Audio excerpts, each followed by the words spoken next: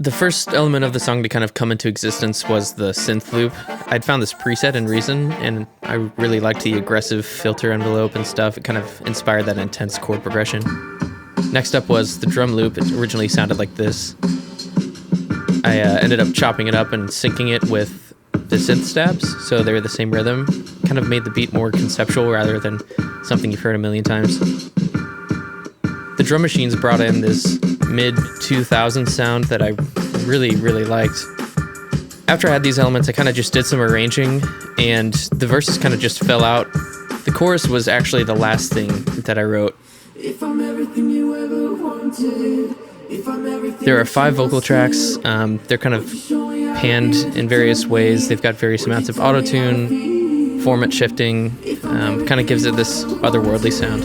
If I'm everything that you want still, would you show me how to be? Would you tell me? Would you tell me how to be? The song was mostly produced at a coffee shop, but really came to life when I started layering things with the Korg monologue. While I was doing that, I found this solo preset, just started soloing, and I knew that definitely needed to be in there somewhere.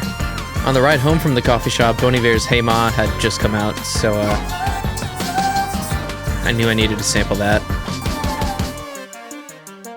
This part is actually the same progression, same preset even, but just arpeggiated. I knew it needed some sort of build, some sort of drop, so I did that kind of reverse hi-hat reverby thing in the background. Just lends itself to a lot of intensity. A producer named Ariza actually recommended that there be some sort of bass riff.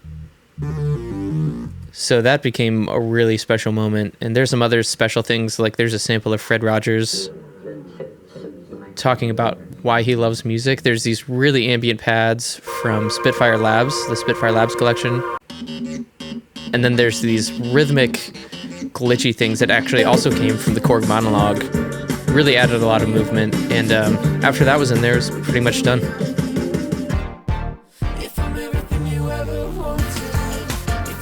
You can listen to the finished song as well as the rest of the album called It Was a Dream. It's pretty much everywhere you can find music, so check it out.